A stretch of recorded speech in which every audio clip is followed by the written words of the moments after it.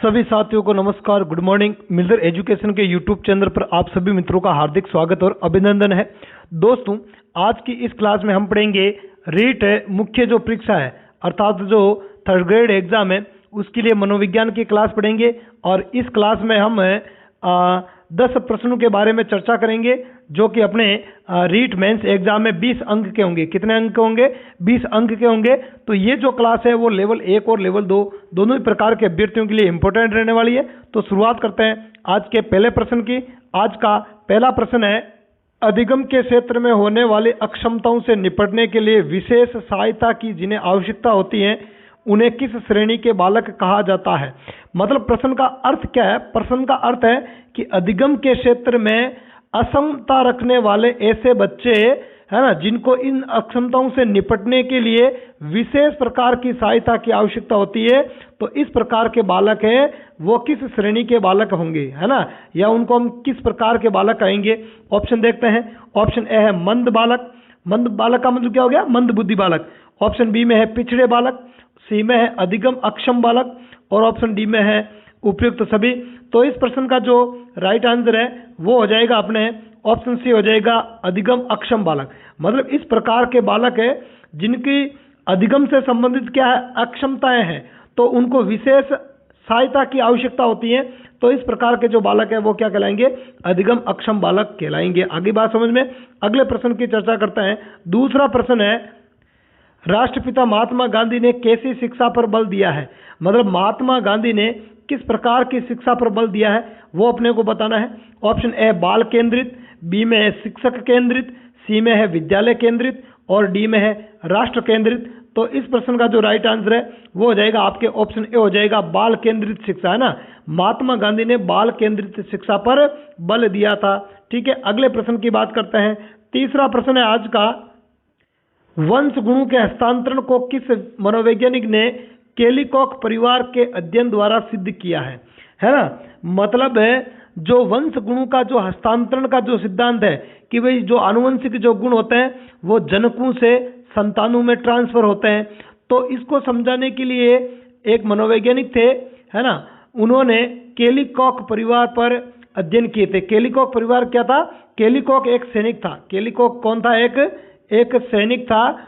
तो उसके 2 पत्नियां थी। कितनी पत्नियां थी? 2 पत्नियां थी। ठीक है, एक मंद बुद्धि थी और एक चरित्रहीन थी। तो चरित्रहीन जो महिला थी उसकी जो संतानों पर अध्ययन किया तो पाया गया कि जो अधिकांश थे जो उसके जो सदस्य थे वो सामान्य थे, कुछ ही थे वो अपने अपराधी प्रवृत्ति के थे। ये केलिकॉक परिवार पर अध्ययन है वो किसने किया था? ऑप्शन देखते हैं।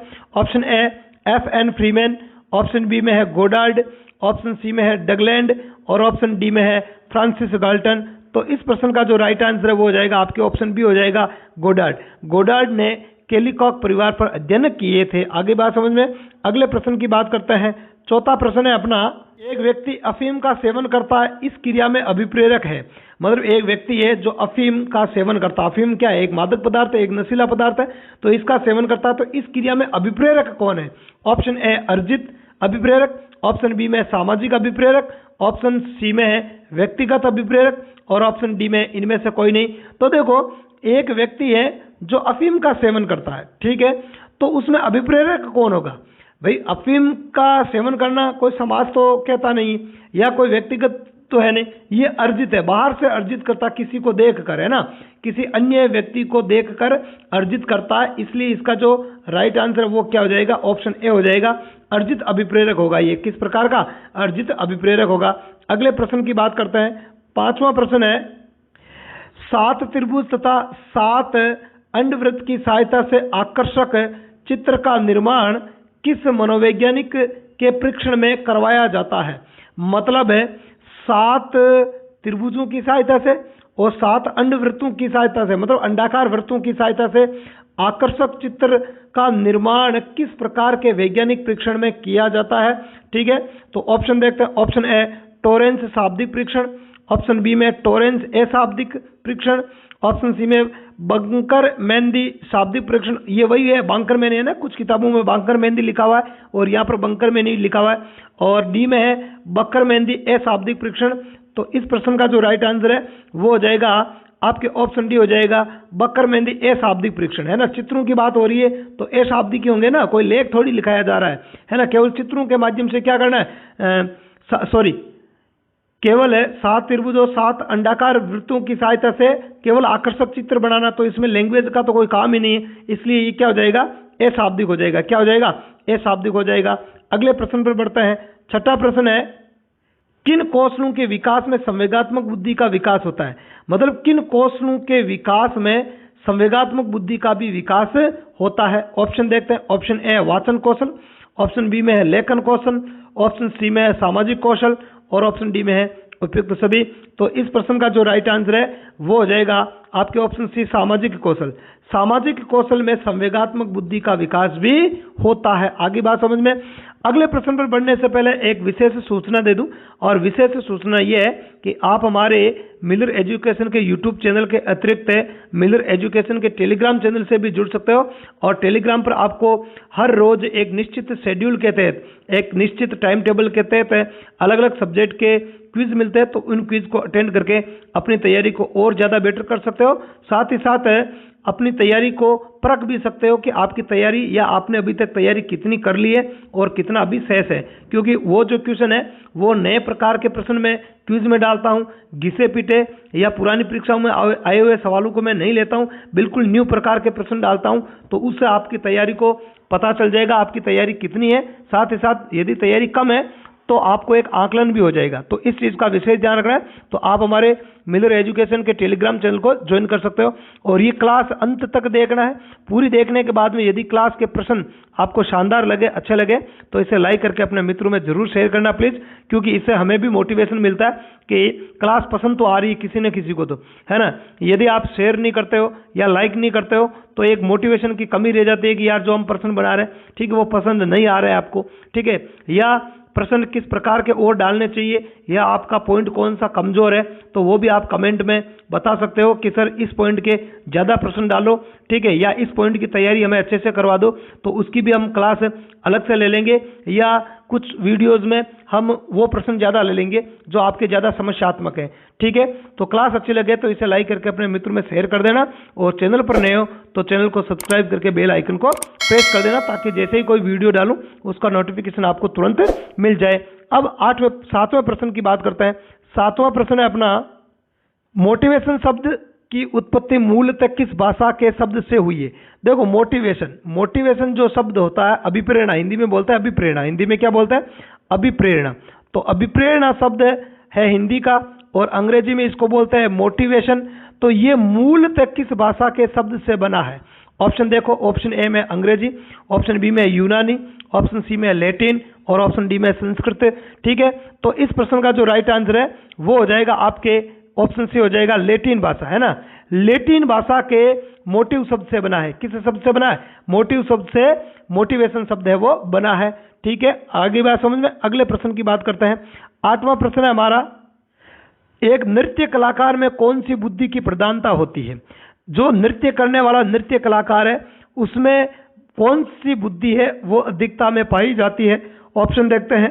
ऑप्शन ए संगीतात्मक बुद्धि, ऑप्शन बी में है प्राकृतिक बुद्धि, ऑप्शन सी में है तरल बुद्धि और ऑप्शन डी में शारीरिक गतिज बुद्धि, ठीक है। आगे बात समझ में।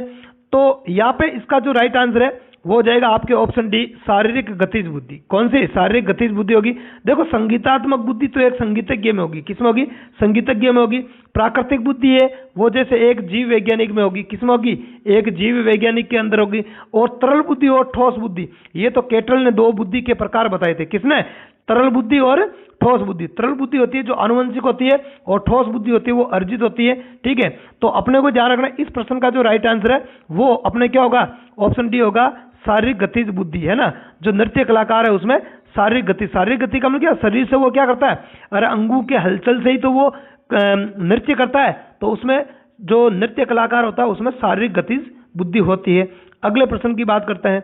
9वां प्रश्न है, एक व्यक्ति की नौकरी नहीं लग रही है और वह कल्पना में नियोक्ता द्वारा स्वयं को गाड़ी में भेजकर बुलाया जा रहा होता है, यह युक्ति है। मतलब आप इस प्रश्न को इस प्रकार समझो, एक व्यक्ति है, ठीक है, अब उसकी नौकरी नहीं लग रही है, तो वो क्या कल्पना करता है, और कल्पना में क्या सोचता है कि जो नियुक्ति करने वाला जो व्यक्ति है ना, जो भी ऑफिसर है ना, तो वो उस व्यक्ति को स्वयं गाड़ी में भेजकर बुला रहा है। मतलब जैसे मान लिया कि इंटरव्यू के लिए उसको है वो बुलाया जा रहा है गाड़ी में बैठकर, तो वो इस प्रकार की कल्पना कर रहा है। तो ये जो रक्षा युक्ति है ना, रक्षा युक्ति तो होती है साइकोलॉजी में, तो इस प्रकार की रक्षा युक्ति है, वो किस प्रकार की रक्षा युक्ति कहलाएगी? तो ऑप्शन देखो, ऑप्शन ए है कल्पना प्रवाह, ऑप्शन बी है प्रक्षेपण, ऑप्शन सी में है दमन और ऑप्शन डी में औचित्य स्थापन। ठीक है, तो रक्षा युक्तियों से संबंधित भी बहुत सारे प्रश्न है, वो आपको पहले की क्लासों में करवा चुका हूं और एक प्रश्न और लिया, तो ये भी नए प्रकार का प्रश्न है, इस प्रकार का प्रश्न नहीं आया हुआ है एग्जाम में, आज तक नहीं आया। ठीक है, आगे बात समझ में। तो ये इसका जो सही जवाब होगा वो होगा आपके कल्पना प्रवाह। वो किसमें है? कल्पना में है ना, कल्पना कर रहा है, तो ये कल्पना प्रवाह कहलाएगा। आगे बात समझ में। अगले और आज के अंतिम प्रश्न की बात करते हैं। 10वां प्रश्न है, साइकिल के पंप को उसके पूर्ण रूप में देखने व समझने के बाद उसके भागों का अध्ययन करना चाहिए, किस सिद्धांत के अनुसार है? मतलब साइकिल है तो साइकिल के जो साइकिल का पंप होता है उस पंप को पूर्ण रूप में देखना चाहिए और उसके बाद उसके भागों का अध्ययन करना चाहिए। तो ये किसकी ओर संकेत कर रहा है ना? ऑप्शन देखते हैं। ऑप्शन ए समग्र आकृतिवाद, ऑप्शन बी में क्रिया प्रस्तुत अनुबंधन, ऑप्शन सी में शास्त्रीय अनुबंधन और ऑप्शन डी में उद्दीपक अनुक्रिया। तो देखो, साइकिल के पंप को पूर्ण रूप में देखना फिर उसके भागों को देखना, मतलब इसका मतलब क्या हुआ? समग्र आकृतिवाद हो गया। क्या हो गया? समग्र आकृतिवाद हो गया। मतलब पहले पूर्ण से अंश की ओर क्या हो जाएगा? पूर्ण से अंश की ओर जो शिक्षण सूत्र है वो इसी पर आधारित है। पहले पूरी समस्या को एक साथ देखो फिर उसके भागों को देखो। ठीक है, तो पूर्ण से अंश की ओर जो शिक्षण सूत्र है वो भी इसी गेस्टोल्डवाद पर आधारित है। आगे बात समझ में। तो ये थे आज के 10 प्रश्न। क्लास यदि अच्छी लगी तो इसे लाइक करके अपने मित्रों में शेयर जरूर करना है। कल मॉर्निंग में 6:05 पर फिर मिलेंगे एक नई क्लास के साथ। तब तक के लिए धन्यवाद। जय हिंद।